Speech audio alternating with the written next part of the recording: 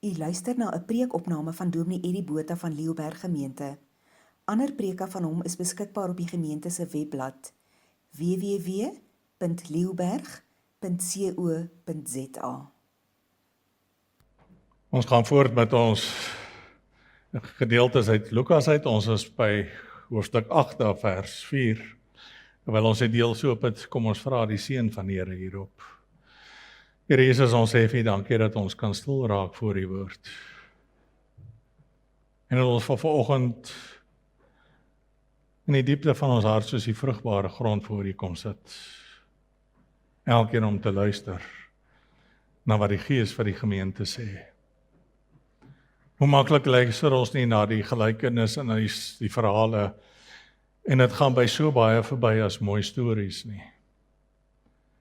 Maar Here, as ons hiermee besig is, wil ek vra dat U Gees ook met elkeen van ons sal besig wees en elkeen van ons werklik sal openbaar. Waar staan ek ten opsigte van hierdie evangelie wat U vir ons gebring het, waarvoor U gesterf het? Mag nie een van ons wat sit en luister hierna onsself mislei nie, maar vra Gees van God, maak ons oë oop. Kom praat met ons. U kinders luister. Amen. Ons gaan aan by Lukas 8 vers 4. In die verskillende dorpe het aanhoudend mense na Jesus toe gestroom. En toe 'n groot menigte saamgedrom het, het hy vir hulle gelykenis vertel. 'n saaier het uitgegaan om saad te saai, maar die saad het 'n deel op die pad geval en is vertrap en die voëls het dit opgepik. Ander deel het op die klipbank geval en nadat dit opgekom het, het dit verdroog en omdat geen vogtigheid gehad het nie. Nog 'n ander deel tussen die onkruid geval en die onkruid het daarmee saamgegroei en dit laat verstrik. Daar was ook 'n deel wat in goeie grond geval het en het die oes opgekom en het 'n 100voudig oes opgelewer. Toe het hy gesê, en hy roep uit, wie ore het en kan hoor, moet luister. Nou as die Here dit vir die kerk sê, en dit aankondig, dan moet ons werklik ons ore spits en luister. Sy disippels hom gevra wat die betekenis van die gelykenis, en hy het geantwoord, aan julle is gegee om die geheimenis van die koninkryk van God te ken, maar die verander bly dit by gelykenis sodat hulle kan kyk sonder om te sien, kan hoor sonder om te verstaan. Die betekenis van die gelykenis is dit. Die saad is die woord van God. Die wat op die pad val, dui op mense wat die woord hoor, maar dan kom die duiwel en neem dit uit hulle hart uit weg, sodat hulle nie tot geloof kom en gered word nie. Die wat op die klipbanke val, dui op die wat die woord met blydskap aanneem, wanneer hulle dit hoor, maar dan skiet dit nie wortel nie. Hulle geloof hou net 'n tydjie. In die oomblik dat dit op die proef gestel word, gee hulle moed op. Die saad wat as in onkruid val, dui op die wat die woord hoor, maar deur die sorge en die rykdom en die genietinge van die lewe word dit gaandeweg verskrik en skiet dit nie saad nie.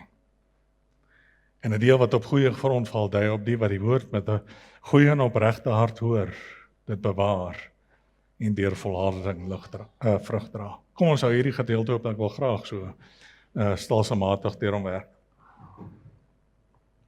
Nou die gedeelte begin deur te sê 'n groot menigte het gekom en saamgekom en gedrom. En toe begin die Here met hulle praat en vir hulle gelykenis vertel. En die mense hou baie van gelykenisse, vir baie mense is hierdie hulle favourite gelykenis.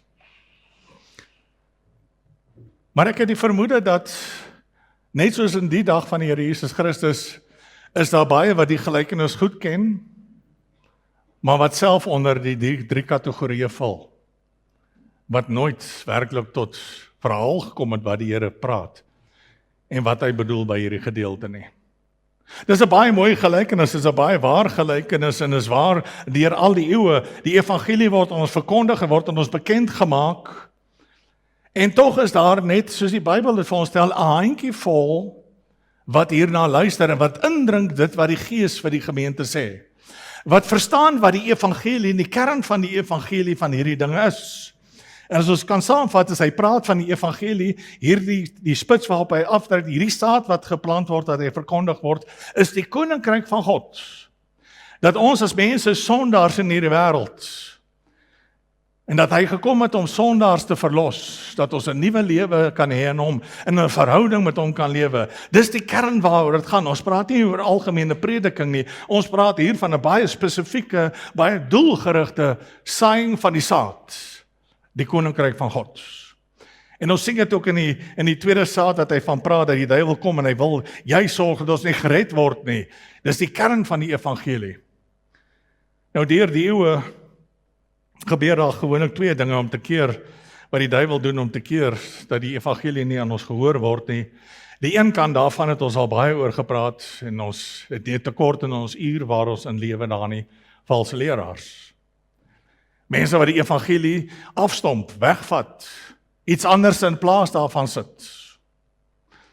Maar die gedeelte gaan oor die mense wat hierdie woord hoor, en die woord word in die geval deur Christus verkondig en deur sy gesandte deur die eeue. En daar's 'n spul wat dit hoor, maar nie hoor nie, wat kyk en nie wat sien wat daarin staan nie. En dit gaan oor die hart van die mens. Dis hierdie saailand waarvan hy praat. Nou die Bybel sê vir ons, ek gaan nou nie al die tekste aanhaal, want dit is nogal 'n lang lys as hy praat oor die hart, as jy deur die hele Bybel gaan. Dan is daar 'n paar dinge wat hy praat van die hart. Die hart is verdraaid, die hart is hard, is ewel, is rebels, is hardkoppig, dis afgestomp, dis blind, dis misleidend, dat ons kan aan en aangaan, en jy kry die tendens in die trant as die Bybel praat van die hart, die binneste van die mens, wie ons werklik is.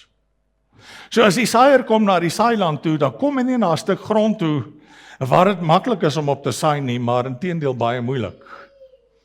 Want dis die aard en die geaardheid van die hart, om hard te wees, geset te wees in sy weë en in sy dinge. En dit is baie duidelik by hierdie mense dat dit bewaar is by hulle, maar ons sien dit waar tot vandag toe en tot met die wederkoms. Dat dit gaan nie oor die prediking, dit gaan nie oor die metode nie, dit gaan oor die mense. Hulle het die wonderwerke van God gesien, van Christus, alles wat hy gedoen het. Hulle het sy prediking gehoor, en daar kan nie beter en hoër prediking wees wat gelewer word as Christus self nie. En tog is min mense se lewens geraak en verander hierdeur. Baie volgelinge, en is juist omdat daar baie volgelinge is, dat die Here hierdie verhaal vertel, en het vir sy disippels inskerp, en het vir die kerk ook inskerp. Mense wat maklik vaskyk in die massas en die grootheid, en dink, hier is baie wat ons volg, die bediening van die Here Jesus is baie suksesvol, dan gee hy juist 'n preek, en 'n reeks om vir hulle oë oop te maak. Moenie mislei wees wat jy op die oppervlakte sien nie. Daar's 'n ander statistiek.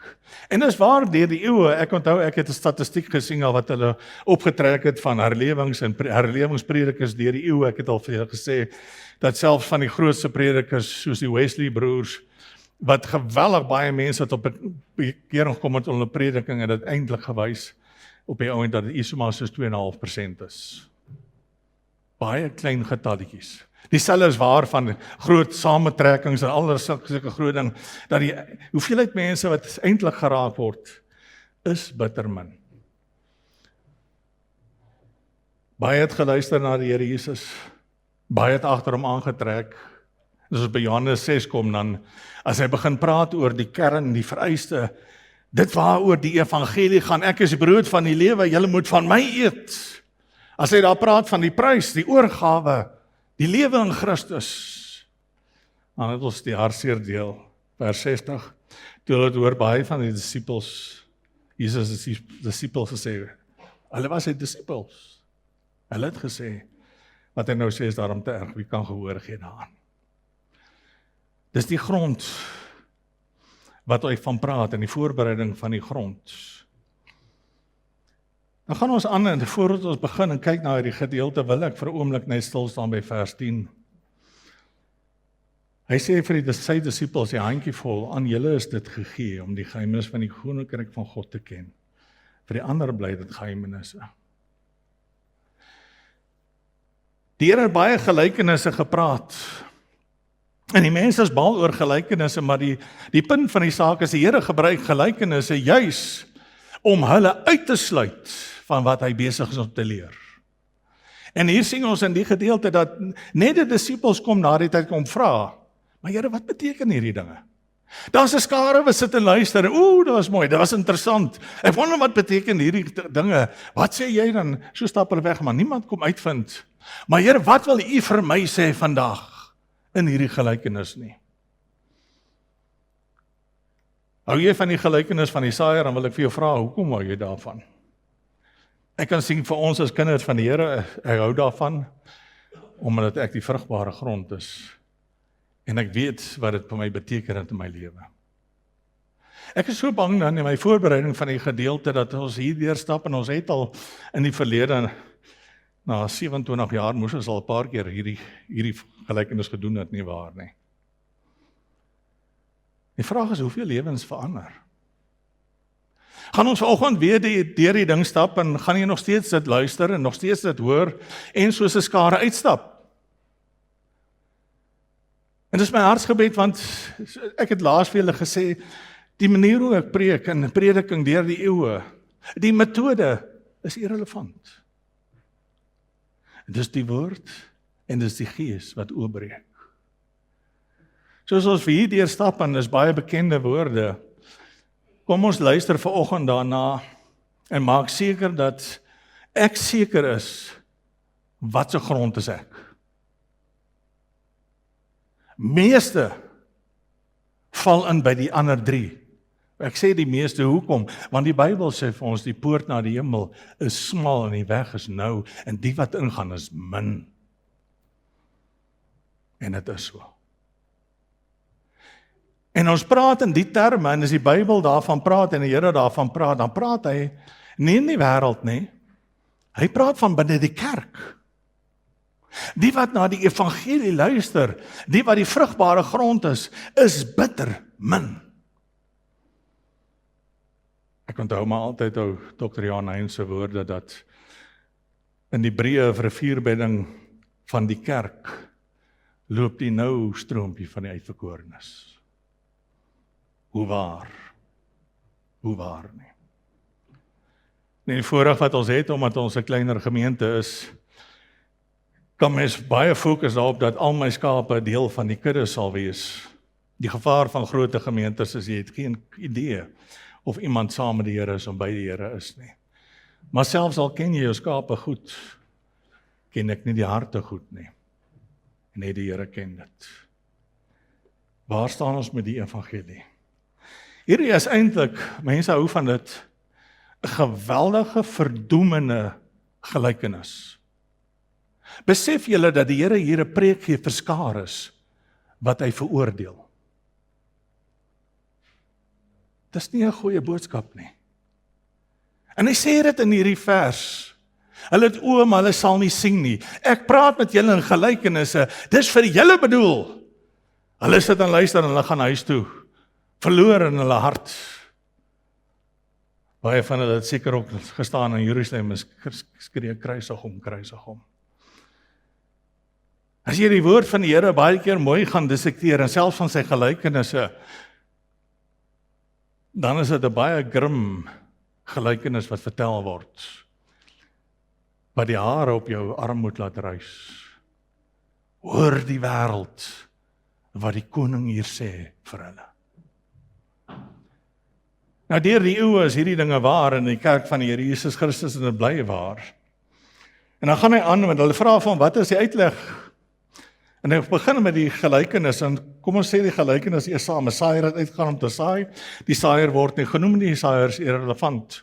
Dis die gesandte van die Here, wat die woord van die Here deur die eeue verkondig het. Baie van hulle het geboet met hulle eie lewens daarvoor. Manne van God wat onbevrees opstaan en sê, bekeer jou, die oordeel is naby, bekeer jou, jy is op pad hel toe. Het ons wêreld nie 'n groot behoefte aan manne om weer op te staan en vir 'n wêreld te skree, bekeer jou van jou sonde, jy is verlore nie. Ek is bevrees daai stem het stil geraak, maar dis 'n ander boodskap daai. Dan sal mense wat die boodskap hoor. Hierdie evangelie, die ware boodskap, en hy deel dit in 4 dele op, en ons ken dit baie goed, né? Die wat op die pad val, nou, net gou die prentjie duidelik kry wat die Here wat daar stel. Hierdie is klein voetpaadjies in die landerye. soos dit deur die landerye. Dis nie die pad langs die pad nie. 'n saaier gaan nou nie na die straat toe stap en sy saad mors nie, die goed is duur. Maar jy weet hoe so ons mense, né? Ons is nes water. Ons soek altyd die kortste punt. So as my huis daar is, gaan ek nie af na die hoek toe loop en omdraai nie, ek gaan reguit soheen toe loop. Is dit nie so nie? Ons sien dit oral, ons doen dit oral. Nou dis hier paadjies deur die landerye, hard gestap, deur die voete van die mense in die grond wat oopgebreek is. Soos hierdie paadjies hier, so kry so kronkel deur die landerye, dis die gedeelte wat hy van praat. Klipbanke is dit wat onder die grond lê.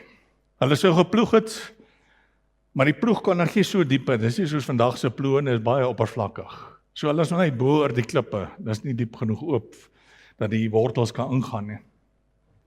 Dan na onkruid, gaan ons staan, dis onsuiwer grond. Daar is onsuiverhede in die grond. Daar is ander sade ook in die grond wat kompeteer, wat saam opkom, hy praat van die onkruid. En dan is daar die vrugbare grond. Maar kom ons gaan stadig hier deurstap, en ek wil graag hê, soos ons deur hierdie dinge stap, dat ons self sal vergewis en eerlik vir jouself afvra in hierdie oomblikke, jy en die Here as ons besig is met die teks. Here, wys my waar staan ek. Voor my laaste oorgawe was ek ook in die vorige kategorieë.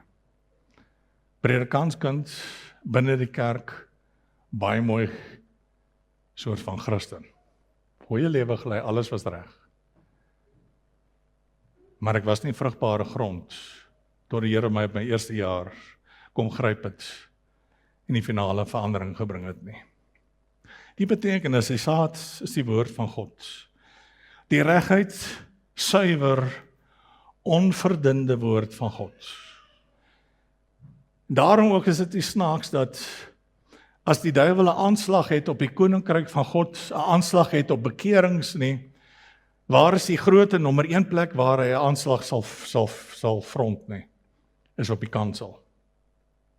Julle onthou, ons het al 'n paar keer gesê vir mekaar, dat prediking is die nommer 1 manier, waardeur die wil van God geskied en gedoen moet word, en die nommer 1 manier, waardeur mense tot bekering kom deur al die eeue. Romeine 10, onthou dit. Dis God se ordening. So as die duiwel 'n aanslag het, sal die aanslag op die kansel wees. En die aanslag is dat die woord van God begin sy waarde verloor, die omvang, die volle skopus van die woord word nie verkondig nie, daar word net 'n deel verkondig, en ek sien ook, nie net in die inhoud nie, maar ek sien ook in die lengte daarvan. Dat die woord nie meer ordentlik verkondig word nie. Hulle maak dit asof dit die uur is, jy kan nie meer langer as 10 minute boodskap gee nie. Nou, hier's 'n paar nuwe gesigtes, jy dink ek gaan binne 10 minute klaar wees, ek het vir jou baie slegte nuus. Ons is klaar wanneer ons klaar is. Hierdie een is bietjie lank, ons mag hom dalk 2 keer doen ek. Maar ons moet dit ordentlik uitpraat. Die woord van God is so belangrik, en dis waarvoor ons hier is. Onverdund, onafgewater, suiwer. John MacArthur skryf oor die staat, hy sê, no artificial synthetic seed can replace the divine seed that produce better results. Attempting to alter the gospel message to make it more palatable to unbelievers bring judgment and can only result in false conversion. Die gees van die uur en die geleerdheid van die uur van mense is, ons moet die evangelie aanpas, en ons moet dit so maak dat my hoorders dit aanvaarbaar praat. Hulle praat daar in baie terme daarvan ook, dat dit iets moet wees wat sondaar tuis maak in die kerk. En dit bring die ware gelowiges, dit bring geen bekering in die kerk nie. Maar wat bring dit? Hierdie woord, regheid, suiwer, onverdund. Arthur Pink skrywe, dis nou al 'n rukkie terug, maar ek dink hy het die evangelie van die uur waar ons lewe baie duidelik en baie vas. Hy sê, the evangelism of the day is not only superficial to the last degree, but is radically defective. There's not only a lamentable lack of proportion, dan praat hy daar van the mercy of God being made far more prominent than his holiness, his love and his wrath. En dit is so. Gaan luister na 'n deursnee prediking. Jy hoor niks meer oor heiligheid en die oordeel van God nie. Daar word gepraat oor sy liefde en daar word gepraat oor sy beloftes. 'n halwe waarheid is 'n volle leuen. En dan gaan hy aan. But there's a fatal omission, 'n weglating, of that which God have given for the purpose of imparting knowledge of sin. En ek is hartseer te sê, dis algemeen, sy assessment van die kerk in die wêreld is Arthur Pink 100% akkuraat. Daar's 'n weglating van kardinale inligting wat gaan oor sonde. En daarom nie meer bekerings nie. An announcement, he announces a savior from hell rather than a savior from sin. En dis 'n baie groot verskil. Ek wil tot bekering kom, want ek wil nie hel toe gaan nie. Ek soek 'n redder van die hel. Ek soek nie 'n redder van my sonde nie. Dis twee totaal radikale verskillende dinge. En die ene het ek 'n oppervlakkige geloof en belydenis, sodat ek nie hoef hel toe te gaan nie. Die ander een soek ek iemand om my te verlos van hierdie doodsbestaan, van my sonde, my skuldlas. Dit is die evangelie. Dit is die kern van die evangelie. And that's why so many are fatally deceived. There are multitudes who wish to escape the lake of fire and have no desire to be delivered from the carnality and worldliness. Ek sê dit in onloop na die gedeelte wat ons het, want dit het te doen met die hart en die hoor van die hart in die wêreld waar ons in lewe. En dit is belangrik om die wêreld te verstaan waarin ek lewe ook vandag en nou. Hoekom dit so moeilik is en hoekom daar so min is wat tot bekering kom. En hierdie week toe ek so gewonder, ek het 'n paar boeke wat ek kan lees en toe kyk ek bo op my rak en toe sien ek Andrew Murray se blou reeksie wat daar bo staan. En soos ek wil, pluk ek nou een boek daar uit waar hy skryf oor die toestand van die kerk. Nou, hy het geskryf 1870, 80, 90 daar rond. En my oë val, soos die Here wil, op 'n verslag uit, ek dink die British Times, of so iets op sy dae. Weet in daai dae die koerante nog geskryf wat in die kerk aangaan. Kan jy dit oorvertel? Ek ben nie slegte nie, soos ons koerante het, om die kerk sleg te sê nie. Daar was 'n verslag wat in die British Times 1897 verskyn het, om te sê dat in die afgelope jaar, in die 3000 kerke wat daar is nie een bekeerling gevind nie, of gemaak nie. En die skok en die rippeling wat deur hom geloop het, wat 'n toestand in die kerk. Myself wonder, Here, in die duisende, der 10.000 kerke in die land. Hoeveel bekerings was in die jaar? Oop, gesonde grond, wat die evangelie kan verander. En ek moet sê, ek dink bitter min. Ek wil nie in diepte daarop ingaan nie, maar dit is my 'n bekommernis al baie jare as ek luister, toe ek nog deel was van die NG Kerk en die ringe in die synodes, dat sprake van bekeerlinge lankal nie meer op die lippe is nie. Dis nie waaroor die kerk gaan nie. En Christus sê, dis die eintlike saak van die kerk, is bekerings. En die metode daardeur, soos die Here bepaal het, is deur prediking. Nou het ons die prediking, en deur die evangelie word dit so ontvang in die 4 dele. Die 4 dele is nie kwartette, maar is oorweldigend die ander 3 en dan 'n klein handjie vol. Die laaste een, die vrugbare grond. Nou as dit die Here stap, mag die Here dit vind dat Leeuberg begenadig is, dat ons kan opstaan en sê, maar ek is die vrugbare grond en ek kan my redes gee daarvoor. Kom ons begin by die grond en kom ons breek dit oop. Die eerste een is 'n deel het op die pad geval. Hierdie paadjies wat tussen die landerye deurloop, hard getrap deur die baie stap en deur die landery. Harte wat die evangelie oor en oor en oor en oor gehoor het, maar wat bly op dieselfde kortpadroete, die gemaklike pad, en die hard getrapte pad, En daarom is dit ook nie snaaks dat as 'n ou geset is in sy weë, geset is in sy dinge en sy maniere nie, dat ek die evangelie sal hoor en dit word rondom my geploeg. Ek word bewus gemaak daarvan dat daar sonde in my lewe is. Ek word bewus gemaak daarvan dat daar dinge verkeerd is. Dat God verwag bekering. Ek gaan nie jou vra om jou my hande op te steek nie. Maar ek het nou by 'n paar geleenthede afgelope tyd met mense my kom sien en dieselfde vraag gevra. Sy by my kom sit en hy vertel van sy probleem en sê ek die eerste ding, vertel my van jou wedergeboorte. Waarvan praat jy? Hoe bedoel jy nou? Elkeen nog, hoe bedoel jy?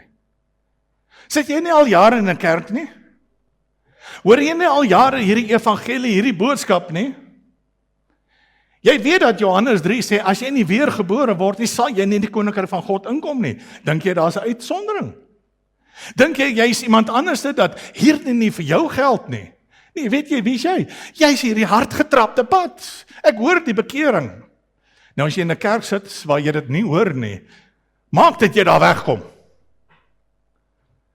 Jou siel is belangriker as jou lidmaatskap, as jou vriende en wie ook al is. Dit is ewigheidsdinge waarvan ons hier praat. En jou siel is die nommer 1 ding wat jy moet versorg. Nou as ek onder prediking hierdie dinge gehoor het, en ek sit vanoggend hier na al die jare en ek kan nog steeds nie vir iemand hier langs my vertel hoe ek tot bekering gekom het nie. Dan praat ek nou met jou. Jou lewe lyk so. Jy's 'n hardgetrapte pad. Deur die vrugbare grond. Deur al die prediking wat ek gehoor het. Bly ek op my koers, bly ek op my roete, ek bly doen wat ek doen. Ek verander nie. Maar vergewe as ek regheid is vandag, want dit lê my na my hart. Die liefde van Christus dwing my om reguit te wees. Jy kan nie bekostig om hierdie pad te stap nie. Maar die pad binne die kerkbanke en hierdie harde hart lei na die ewige verderf.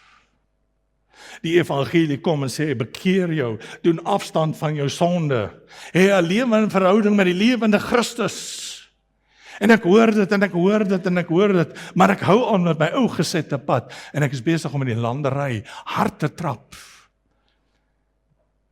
En wat gebeur met die hardgetrapte saad op die harde grond?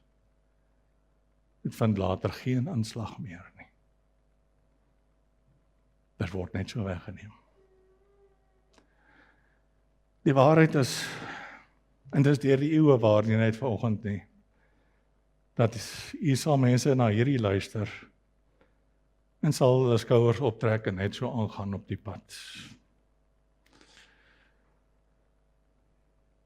Jakobus sê, iemand wat altyd net die woord van die Here aanhou, nooit doen wat hy sê nie, so een wat sy gesig na 'n spieël kyk en homself bekyk, gaan van die spieël weg en vergeet dadelik wat hy gesê het. Hoor die woord en die duiwel kom en die wind waai dit weg, die duiwel vat dit weg. Die duiwel is betrokke daarin, ag wat die dominee sê, is daarom nou net te erg. Hy vra te veel. Sy siening van Christendom is te nou, die standaard is te hoog.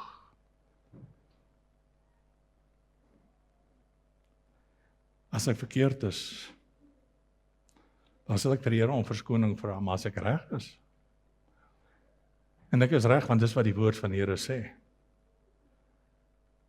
dan is daar baie wat in die kerk van die Here sit, wat in onder die geklank van die woord besig is om op te gaan na die ewige verdoemenis toe. Hierdie tipe mens, wat hierdie woord hoor, is nie die ateïs nie. Hy is hier besig om te praat van mense wat onder die woord sit en gereeld onder die woord sit. Dis jou gereelde kerkganger. Dis jou betrokke lidmaat. Dis jou wat week in en week uit na die Bybel luister. Maar die Here kyk na wat in die hart aangaan. Ek sien jou oppervlakte, ek sien jou mooi gesig, ek sien jou mooi smaal, ek sien jy is altyd hier. En ek word verlei daardeur om te dink, ons almal sake met almal is reg, maar ek weet dis alleen.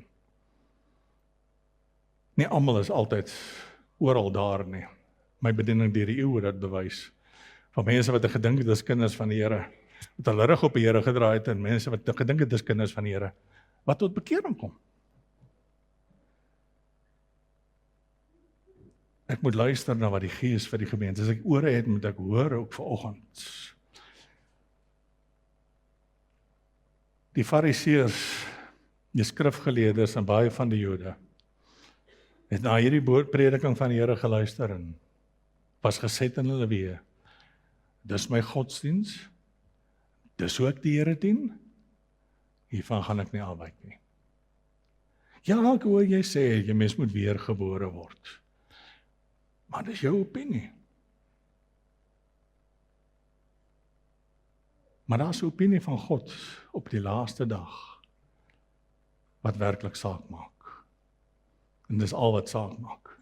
Vers 12 gaan, die wat op die pad val, dui op mense wat die woord hoor, en dan kom die duiwel neem dit weg, sodat hulle nie tot geloof gekom kan word en kan red nie. Dis die essensie, is die kern waaroor dit gaan, is die kern van Christendom, is die kern van kerkwees, van prediking. En dit moet 'n aksent bly in prediking, sodat mense tot geloof kan kom en die Here Jesus kan ken. Dit laaste sê, ons staan op twee bene. Ons staan op die groeideel en ons staan op bekerings. Dis ware kerkwees. En ons moet albei gelyke aandag gee. Ons kan nie net fokus op die gelowiges nie. Ek moet ook fokus op die dat hulle gered kan word. Hier is ook die woorde wat al drie die ander in gemeen het. Hulle is verlore. Nee, die laaste een is gered. Dis almal wat sit en luister na die evangelie, wat hierdie dinge hoor, jaar in en jaar uit.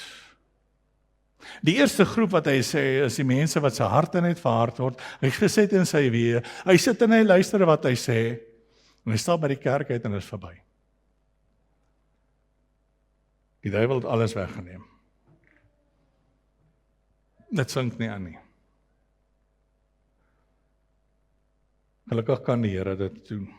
Hoe neem hy dit weg? Net 'n paar dinge. Laaste sê valse leraars. Dis 'n groot manier. Breek die kansel en niemand kom tot bekering nie. Sit die kansel op die kant. Maak lekker musiek en lekker sing. Nie om 'n afbreek te gee daaraan nie, dis belangrik om te worship. Maar worship verander nie jou lewe nie. Worship bring nie vir jou in die regte verhouding met die Here nie. Worship is waar ek emosioneel belewe. En jy kan 'n harde hart soos hierdie hê, en jy kan staan in worship en aanbid, en jy kan dit voluit geniet, en al die emosie daarmee saam, en nog steeds pad wees na die ewige verderf toe. En dat ons kom by die laaste en ons is daarby hoe dit is, en wat is die verskil, en hoe kan ek sulke goed sê. Die tweede is die klipbanke.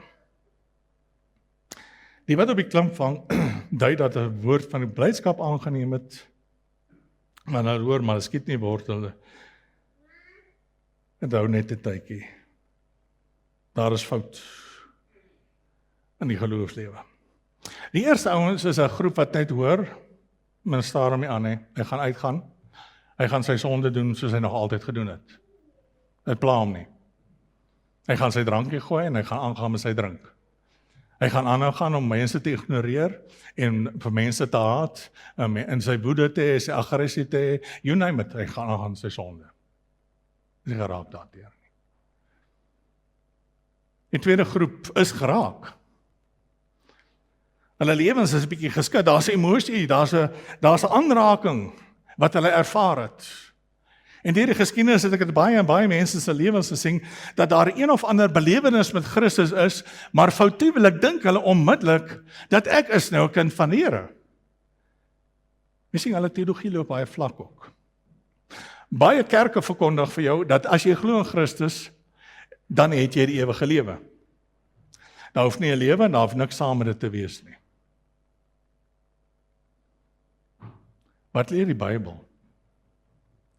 Die Bybel leer vir ons dat ware geloof het 'n impak op jou lewe en verander jou lewe. Daarom het hy die terme bekering en weergebore gebruik.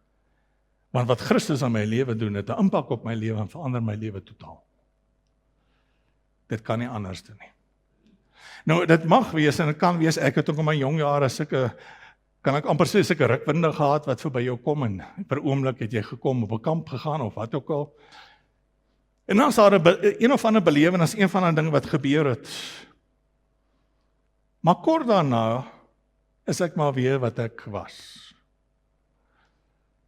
En gaan mens aan met jou ou lewe. Ongelukkig het ek het baie aan my bediening al gesien langs die pad. Mense wat belewenis gehad het met die Here, een of ander euforia, een of ander emosie. Maar emosie is nie 'n teken van bekering nie. Vrug is. En daar sal ons die laaste een praat. Nie emosie nie. Inteendeel baie keer die emosie wat gewys word is 'n verkeerde emosie. Die regte emosie wat gepaard gaan, hoef nie altyd nie, is gewoonlik hartseer en droefheid oor my sonde. En alselfs as dit daar is, beteken dit nog nie dat ek by die Here is nie. Hoekom sê ek is nie 'n ware bekering nie? Want daar's een groot kenmerk wat weg is. Die vierde vrug, kom ons weer by die kenmerk terug. Volharding. Hulle bly nie in die Here nie.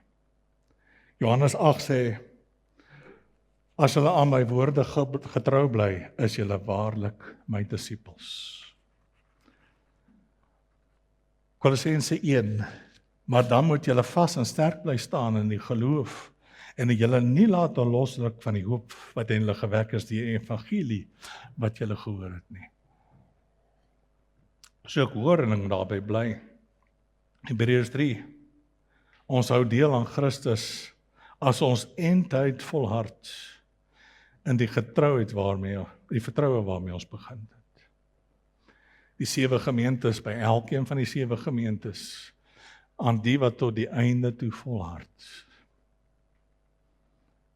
Dis die kenmerk van die kind van die Here. Daar was 'n rukwind, maar saam met die rukwind was daar 'n koersverandering. Hier is daar nie 'n koersverandering nie. Hier was daar 'n belewenis, daar was iets, maar ons is terug na ons ou lewe en die dinge van ons ou lewe toe.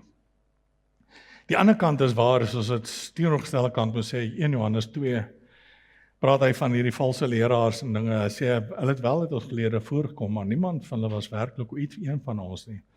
Maar as hulle werklik van ons was, sou hulle by ons gebly het. Dit moet duidelik word dat geen een van ons werklik van ons is nie. Wat is die kenmerk van die kind van die Here? Hy bly by hom. Vandag wil daar 'n teologie loop, baie oppervlakkige teologie wat nie kan verstaan word en geverifieer word met die res van die Nuwe Testament en die woord nie. Dat al wat jy moet doen is net glo. En dan gaan ek hemel toe. Daar's 'n geloof, maar daar's 'n nuwe lewe in Christus. En dit word gekenmerk daardeur deur volharding. Matteus varieer dit en hy stel dit vir ons Matteus 22 in 'n baie mooi manier hoe is hierdie mense. Hy sê toe gaan die koning gaan om aan die gaste te kyk en hy sien daar 'n man wat nie bruilofsklere aan het nie. Hy sê vir hom: "Vriend, hoe het jy ingekom sonder bruilofsklere aan?" Maar die man kon niks antwoord nie. Toe sê die koning vir die dienaars: "Bind sy hande en sy voete vas en gooi hom in die diepste duisternis daar buite. Daar sal hulle huil op hulle tande kners." Jesaja 61 sê vir ons, hy is nie geklee in die kleed van geregtigheid nie. Hier is 'n baie mooi gelykenis wat vir ons die verskil uitwys in dieselfde trant wat hy hier is, net op 'n ander manier. 'n Bruilofsgas, daar waar die kinders van die Here bymekaar kom en binne die gaste staan daar iemand met nie bruilofsklere aan nie. Hy het nie die regte klere aan nie. Hy is nie geklee in geregtigheid soos die ander nie. Hy dink hy is deel van hulle. Hy dink hy is een van die kinders van die Here. En ek het die swaar las op my hart ook vir hierdie land van ons, vir so baie wat in 'n kerk sit. Wat is soos hierdie man wat dink ek is deel van die bruilofsgaste. Maar hy dra nie die regte kleed nie. Hierdie kleed is die kleed van geregtigheid. Jesus se geregtigheid, wedergebore kind van die Here wat gewortel is in hom, oorgegee is aan hom, wat 'n heilige lewe vir hom lei. baie wat sit en luister ook. En dit val ook by die groep en mense wat dink hulle is kinders van die Here. Party wat hulle kan terugwys, kan sê, ja, ek het tot bekering gekom daar. Ek onthou 'n getuienis van iemand wat 'n nogal 'n baie interessante getuienis het van hoe die Here hom kragtadig gered het van een of ander wonderwerk. Maar dis iets soos 20 jaar terug. En terwyl hy praat, was dit vir my baie duidelik dat sy totale verhouding met Christus wendel om 20 jaar terug. Toe daai ding gebeur het. Daar's niks tussenin nie. As ek 'n getuienis van die Here gee, kan ek my bekeringsgetuienis gee, maar ek wil liewer met jou praat waar die Here nou my lewe besig is, hoe ek hom ervaar, hoe ek hom lei, en al die dinge wat hom is, dis 'n lewende verhouding. Die oppervlakkige, daar's geen diepte nie, daar's hardheid wat onder dit lê, daar's 'n onveranderde hart wat onder dit lê, en die oomblik soos begin indrink en vra daarna. Nee. Ek dink Johannes 6 se mense is 'n goeie voorbeeld hiervan. Hulle was disippels van die Here wat baie agter hom aangeloop het. Maar toe hy begin praat het oor 'n lewe in Christus, om te eet van hierdie lewe, dit is offergawe, oorgee, 'n nuwe lewe. Toe sê meester daai 6 vers 60 jaar se deel, maar wat jy sê is nou te erg. En dat omgedraai en hulle is almal weg. Die bas van die oppervlakte was lekker, het agter die Here aangaan, het baie dinge geniet. Maar toe dit kom by die oorgawe, dit kom op die pad van heiligmaking. Julle onthou waar loop hierdie hoofweg van heiligmaking, waar loop hy? Hy loop deur die woestyn. Toe wil hy niks daarvan weet nie. Dis te veel. Vlak grond. Harde hart. Harde lewe onder dit. Nie bereid dat die evangelie so diep moet penetreer nie. Maar dan sê hy in vers 13, die oomblik toe dit op proef gestel word, gee hulle moed op. Hoekom? Want daar's nie diepte nie. Die oomblik toe daar moeilikheid kom, en die Here het gesê dat in hierdie lewe as kinders van die Here gaan ons dit moeilik hê, ons gaan vervolg word, ons gaan al hierdie dinge beleef. As iemand vir jou die teendeel sê, dan lieg hy. Christus het self gesê dat ons sal vervolg word. Ons sal dit moeilik hê in die wêreld. Dis deel van Christendom, dis deel van ons besluit word. Dis deel hoe van deur die grond in my harde hart oopbreek. Maar jy sien, ek is 'n valse Christen en ek wil nie regtig alles vir die Here gee nie. Die oomblik daar konflik is, die oomblik daar probleme is, dan deins ek terug. Die oomblik ek 'n getuienis moet gee teenoor iemand, my mond moet oopmaak en praat. Oomblik daar krisisse is in ons lewens. Ek ken die getuienis van mense wat groot was in die kerk en baie betrokke was in die kerk. Gespog het daaroor hoe hulle deur die Gees beheer word en gestuur word om 'n krisis vas te hardloop, hulle geloof te verloon en vandag te sê hulle glo glad nie meer nie. Die oomblik toe daar beproewing kom, swaarigheid kom. Die Romeine sê vir ons as kinders van ons verheug ons ook oor swaarheid. Want ons weet swaar kry kweek volharding en volharding kweek egtheid van geloof en egtheid van geloof kweek hoop. Ek is bly daaroor. Gelowiges se geloof word nie vernietig deur swaartye nie, juis gebou. Jakobus, my broers, ek wil hê jy moet baie bly wees as allerlei beproewings in julle kom, want soos julle weet, as julle geloof die toets staan het, stel julle ons staat om te volhard. Ons is nie bang vir die mes nie, ons is nie bang vir die byl nie, ons is nie bang vir die ploeg nie. Here, as daar grond dieper in my is wat hard is, breek dit oop. Kind van die Here, deins nie daarvan af weg, gee nie op nie. Maar die verharding moet eindtyd volgehou word, sodat jy tot geestelike rypheid kan sonder enige tekortkominge. Dis die kenmerk van die kind van die Here, hy is daar en hy is daar tot die einde.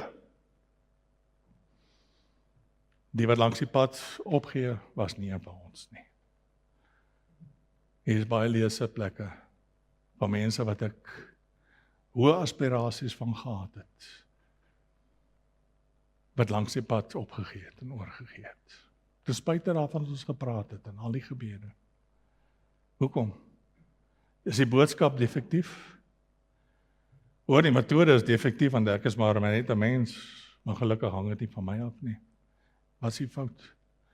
My hart is nie diep genoeg nie. Daai klippe lê onder en daai klippe bly daaronder. Ons is kinders van die Here, ons is bly, dis daai beproewings oorkom, selfs tug. Hebreërs 12 sê, wanneer ons getug word, lyk op daai oomblik nie is iets om oor bly te wees, maar om te huil. Later lewer dit egter die wat die gevorm is goeie vrug. Vrede omdat hulle gehoorsaam is aan die wil van God. Belangrike woorde, goeie vrug, vrede, gehoorsaam.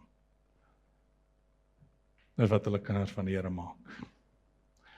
Tyd haal ons in, en ek wil nie die ander afskeep nie, so ons gaan vandag om net so halfpad vat. En ek wil hê jy moet worstel daarmee, en nie vir jouself gou krediet gee. Ek is vrugbare grond nie, behalwe as jy dit regtig weet. Dan verheug jy jou in die Here daaroor en ek kan en ek doen dit ook.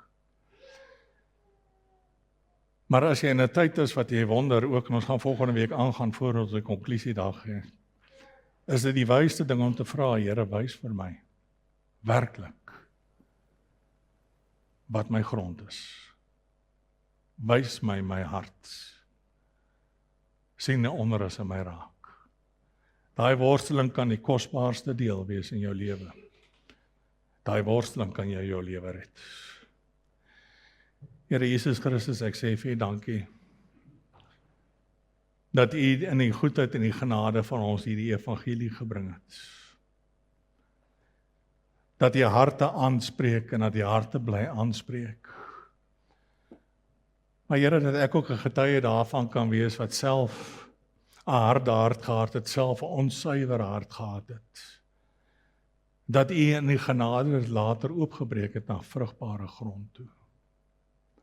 Maar my gebed is vir die wat vanoggend hier sit en die wat later luister na hierdie woorde, dat hulle werklik seker sal wees, goed gegrond sal wees, dat hulle weet waar hulle staan met U.